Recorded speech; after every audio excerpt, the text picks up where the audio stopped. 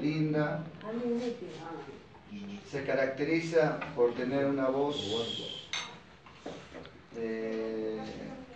en la religión católica, que siempre ha primado en todas las iglesias. Claro, muchos conocen, ¿no? Y mi tía quiere solamente dedicarle a mi papá una canción que es tradicional. Y lo vamos a hacer, yo lo voy a acompañar, le voy a tener ese orgullo de acompañar a mi tía